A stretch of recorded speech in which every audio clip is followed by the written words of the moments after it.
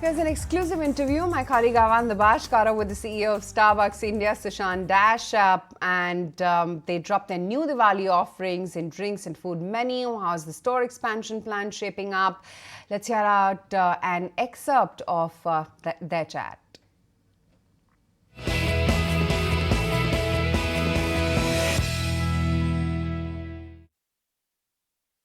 We will remain about coffee. Yeah. We are a coffee brand and we are a coffee company and we will remain that. Okay. But I think while you're right that we are still a very low penetrated coffee market, it also gives us the headroom to grow, and that's what this game is all about. It's about category creation. I think we are growing at a very fast rate in terms of both the cafe market and in terms of coffee penetration. It's growing double digit. It's 12% CAGR that we are seeing already, and even if you look at projection, with the growing economy and with the growing adoption amongst women, amongst the younger generation. Gen Z. Yeah. So the demographic dividend is also in our favor. Yeah. So I think coffee is the way to go. Yeah. We will also have some tea, which we have always done.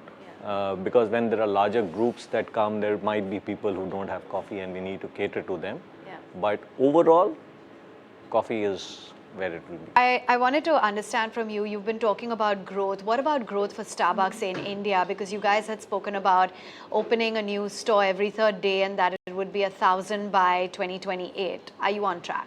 I think we are on track. What are we at right now? 470 odd. Okay. We are 460 odd, and I think we are now in 71 towns. Okay.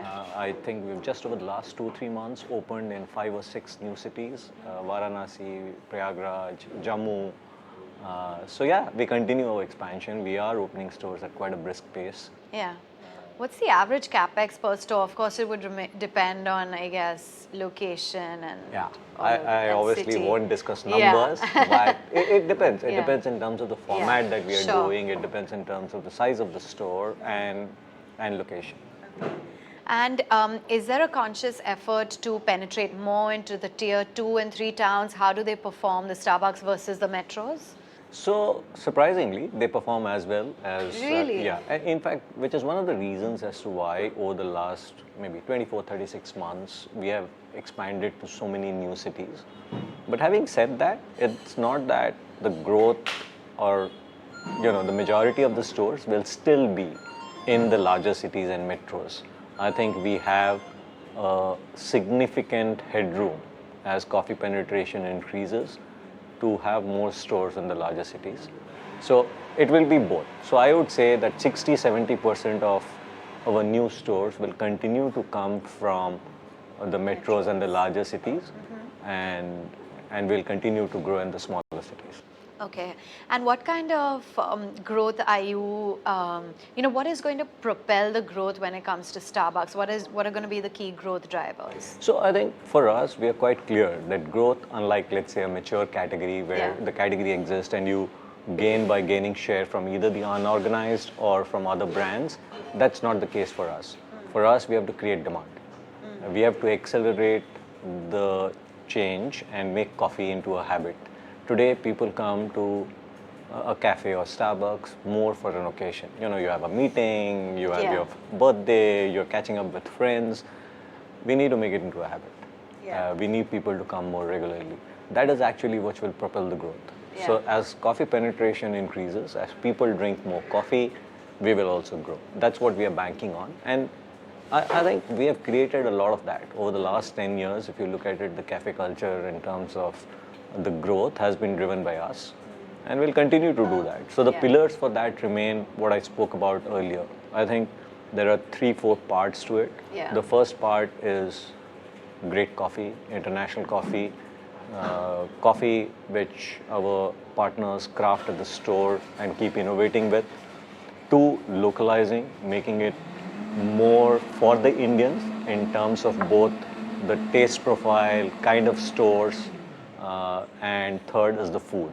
Yeah. Food is an important part of, as Indians, we just we don't have love a it. beverage. We need food, right? Yeah. So what we do with food and how we grow the food attach, I think those would be the 3 pillars for growth. Got it.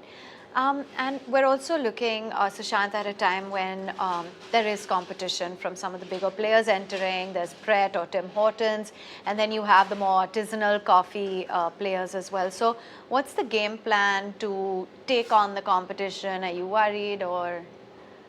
No, no. I think it's No sleepless nights, not because of coffee, not because of competition either. Yeah, I think, as I've said this before, competition is good. It'll help us, and we welcome that. I think it will help to grow the category. You know, you start worrying about competition when there is a mature market and people are trying to gain share from each other. I think currently we are at such a place where there's so much of headroom in terms of coffee penetration. Yeah. And more the number of players, the better we will grow. Yeah. And so I think we are in a good place. There's also that concern with respect to, just the sector as a whole, these inflationary pressures, etc. Is that a bit worrying, or what are you guys doing to alleviate concerns when it comes to inflation and costs going up? So inflation is, I think, in some ways a constant, right? And mainly if you're operating in the Indian environment, we have always seen food inflation. We have seen inflation for our products, but I think we have managed to keep our costs under control. We have optimized a lot, and as we grow in size, we obviously get the economies of scale. So as you just pointed out, Classic is at around 150. So in terms of price point, I think we are being more aggressive rather than. So I think we are managing the back end well. And you'll continue with that sort of a strategy? I think that's what we'll do. I know you're not going to divulge numbers, but there just have been concerns with, that losses have been higher. If you can tell me what steps you guys are taking to mitigate that. As I said, it's always about, and it's got to do with the overall strategy. Yeah. The overall strategy is profitable growth. It is about expansion. And when I say profitable growth, we obviously, while we invest behind the brand, and when you're opening 100 plus stores, there is a lot of investment that is going in because of the capex, in terms of people, in terms of training. But we've also, as I said, optimized a lot in terms of the back end, in terms of the COGS, and that's giving us benefits. That's also helping us to invest and give us the confidence that we can make it into a profitable business. Okay. And, any rumors about Starbucks leaving and nothing, right? You guys are very much here, growing, and that's businesses. I have no idea where those rumors come from, but we are very much here, and we are very much committed to the market, and we are very much on track to what we said we will do, which is expansion, and bring the Starbucks experience to our consumers. You said people come here for occasions, but from what I'm looking like, there's just a bunch of people who've come here sitting on their laptops or their phones, and they're enjoying their coffee. So I think that's a great sign as well. And you guys have undertaken these very localized offerings as well in Delhi. Tell us a little bit more. I believe there's that one super localized it's not super local. So what we call them are the experiential stores. Yeah, experiential. Sorry, I meant to say we have opened 2 stores. The first 2, we have opened one in Delhi in Punjabi Bagh, and we have opened the second one in this building called the Dhanraj Mahal near Kolaba. Beautiful locations, both of them.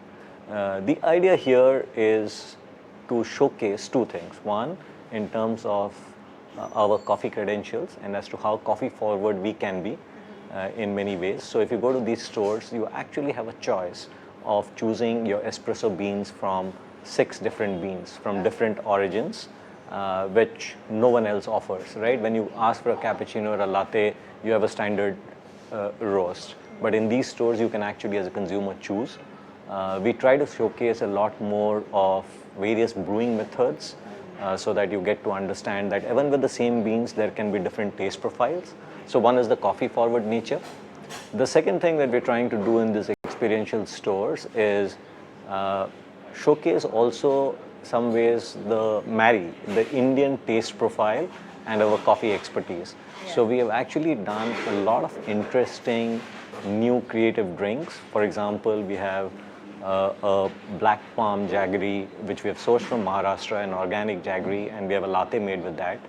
We have a Malabar coconut cream latte. We have a chili Peru cold brew. So there are a lot of, there is a Sikanji cold brew. So it marries traditional Indian flavors, drinks, ingredients, and the Starbucks expertise in terms of craft. So we're trying to showcase that. And the third is obviously in terms of the design of the store. So if you go to the Dhanraj Mahal store, that's a beautiful Art Deco building, and the inside of the store reflects that in terms of the design. So in some ways, it's again part of a larger storytelling of being the international brand, international expertise, coffee expertise, but Yeah. marrying it with the local ethos and culture.